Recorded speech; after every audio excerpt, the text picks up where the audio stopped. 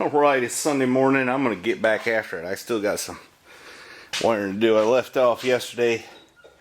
Some friends came by, so... What is it, Daisy? What's wrong? You want to go outside? We'll let you out in a minute, okay? I'm trying to make a video here.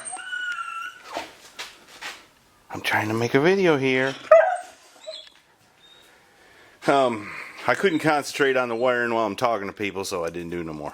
And I talk to people, which is okay. You know, I don't have to be a hermit all the time. Somehow the little guy got me distracted from wiring, and this is what I've been doing the last little bit. I don't know what it is, but them things, they lose their pressure inside and don't squirt awfully quickly. So anyways, I had 2 or 3 cans of that laying around. So I poked a hole in them with my spring-loaded center punch, and I'm dumping them in a squirt can. I've done 2 or 3 of them so that I can use it, you know, waste not, want not. Alright, we got a little problem here. My penetrating oil is penetrating right through the bottom of my squirt can. I guess that's why it was empty.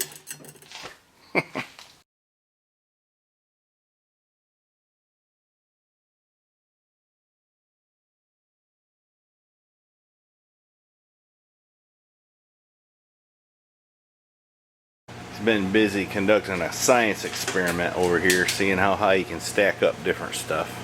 Just fell over as soon as you picked up the camera. That's alright. I ain't got much wiring done because we had to go poke a hole in a bucket and do some other stuff. But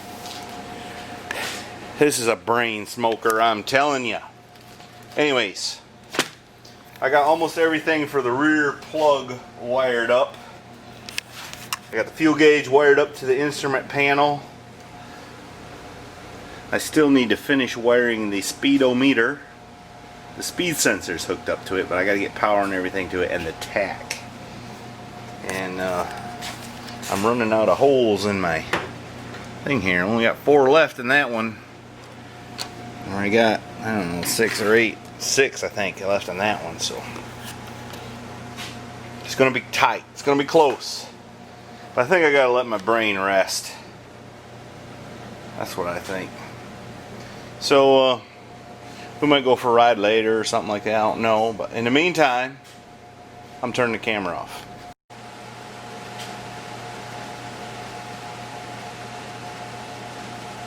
It'd be a shame if somebody would step on this over here. Yeah.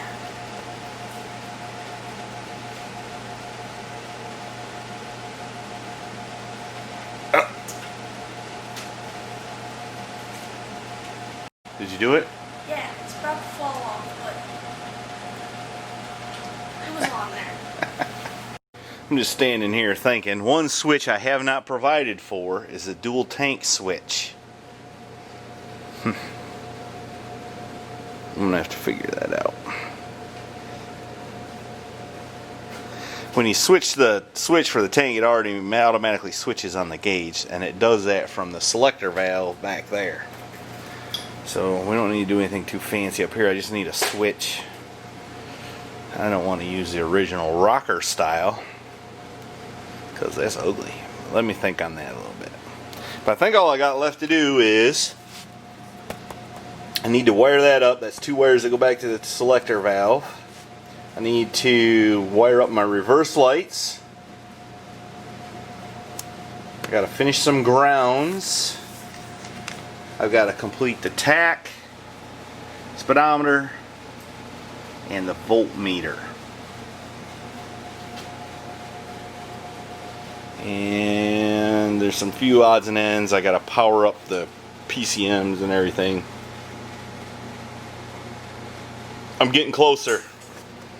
Getting closer. So it's Sunday evening. I had to come back out. Look at that. One of my sockets. That boy.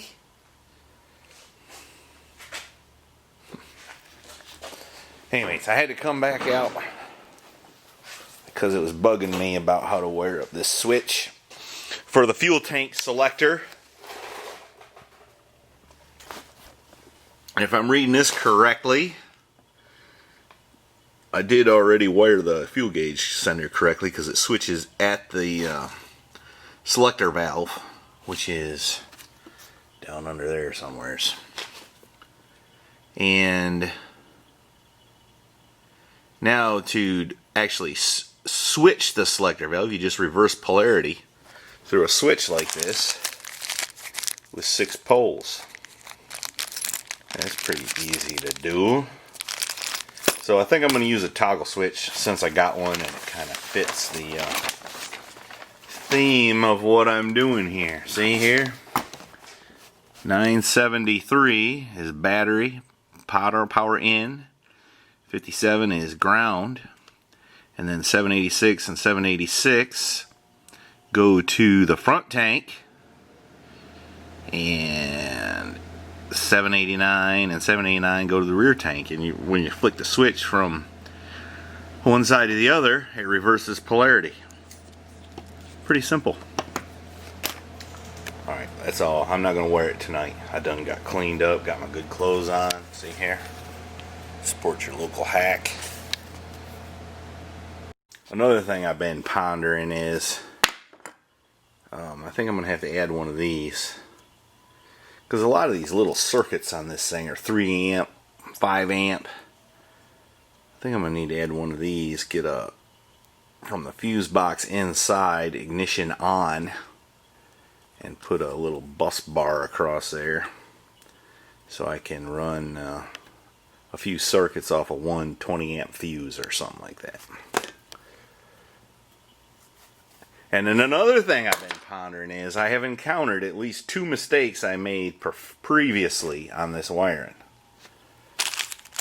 I sure hope when I get all this done it works like it's supposed to, because what a job it'll be to figure out what's wrong. So the way I'm doing it, I'm double checking, so hopefully I catch everything. It's a fine paint job the young man did on that, ain't it? Now I need to figure out a place to store it. Maybe up there would be a good spot. Maybe. But speaking of double check and make sure you hit the like button. You know, that helps out. Only like 10% of the people hit the like button that watch the videos. Not too many watch them that subscribed either. Hit the subscribe button. I guarantee you'll be some entertainment of some kind. Alright, that's it for now. See you on the next one.